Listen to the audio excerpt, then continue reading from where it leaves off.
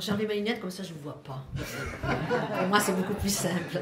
Alors, moi, ce que je voulais faire, c'était déjà tout d'abord remercier M. Estrosi de m'avoir invité aujourd'hui pour ouvrir ces conférences. Et je suis très fière d'être là. Nous sommes une association qui nous battons depuis 2008 sur l'arrêt cardiaque. Alors nous avons en 2008 trouvé des chiffres totalement incroyables où on a vu qu'il y avait 50 000 morts en France par an d'arrêt cardiaque. On en sauvait 2%. C'était rien du tout. On n'en parlait pas. Et je me suis dit, mais c'est pas possible. Pourquoi nos gouvernements ne parlent pas de ce fléau? Donc nous avons voulu, avec l'association RMC-BFM, donc avec nos médias, sensibiliser la population et leur dire, voilà, il y a des gestes très faciles à faire, ces gestes de premier secours.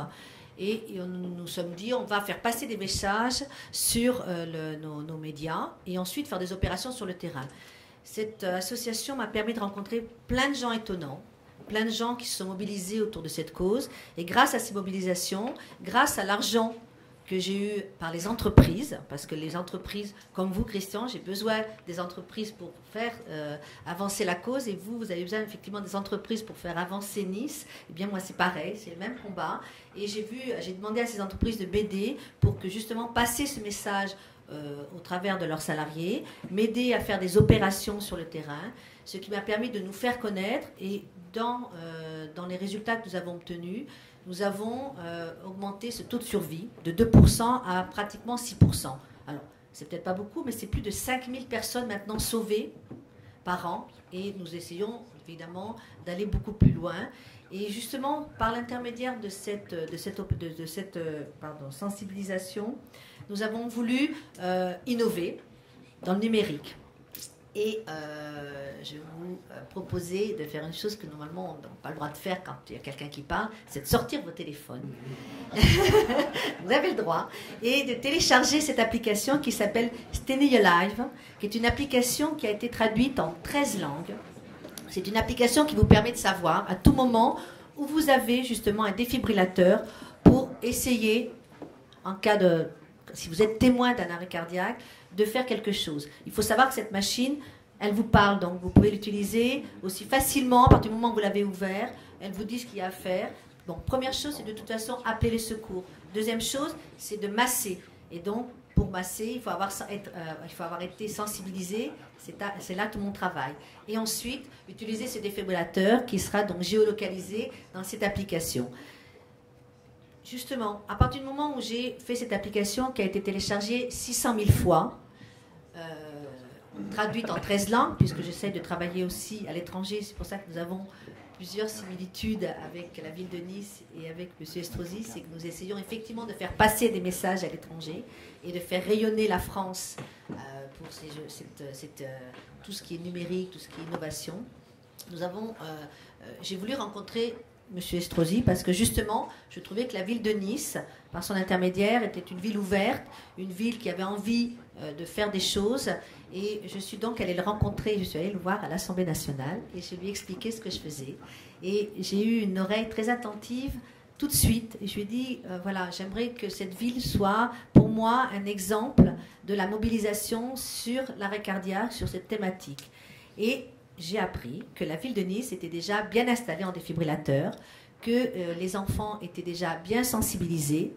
Et du coup, j'ai voulu réunir des partenaires historiques de la ville de Nice, ERDF, par l'intermédiaire de M. Robin de Vaugeler, qui est là, qui est le directeur de communication de ERDF, et qui, pareil, quand je l'ai rencontré, lui a tout de suite dit « Isabelle, je vais vous aider ». Et maintenant, c'est « Isabelle, je vais t'aider ».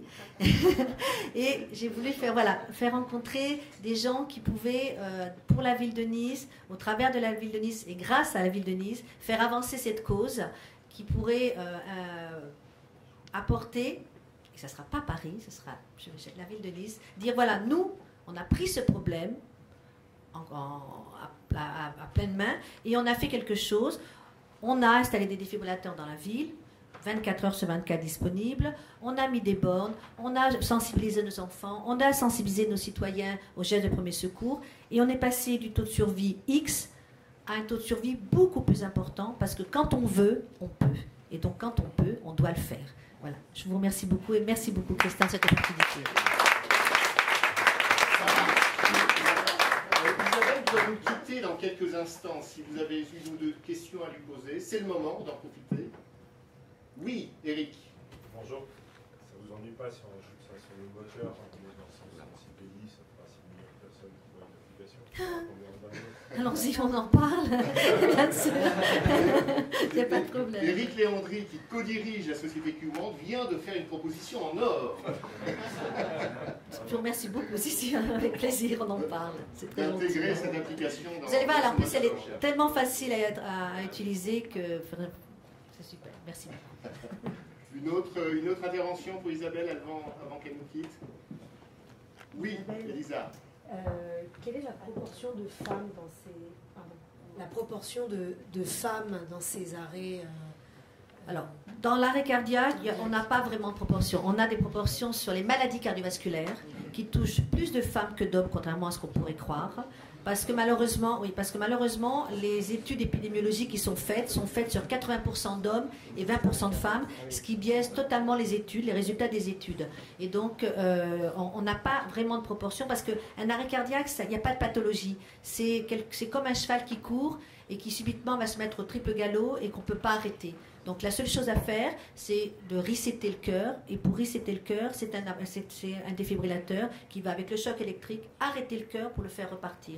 Et toutes les 2 minutes, il y aura un choc électrique. Et tant que le cœur ne sera pas reparti, le défibrillateur va donner donc cette décharge électrique qui resettera le cœur. Donc malheureusement, on n'a pas vraiment... non, il n'y a pas... et puis en plus, ce n'est pas le plus important. Parce qu'en fin de compte, les enfants peuvent avoir des arrêts cardiaques, on le sait.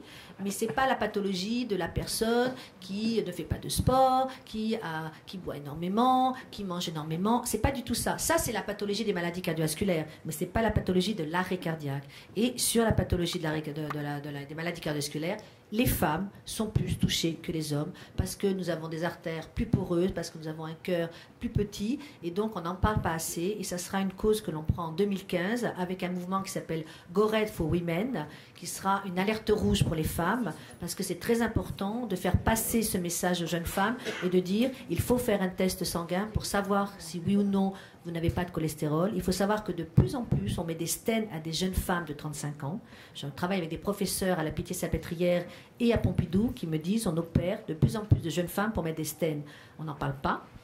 Donc il faut se mobiliser. Mais ça, ce sera mon prochain combat avec M. Estrosi. Pour l'instant, on va faire l'arrêt cardiaque. On verra après. Voilà, merci beaucoup. Isabelle, juste, je posais la question parce que tu sais que je suis dans les sous-vêtements et je pensais à un sous-vêtement connecté, éventuellement.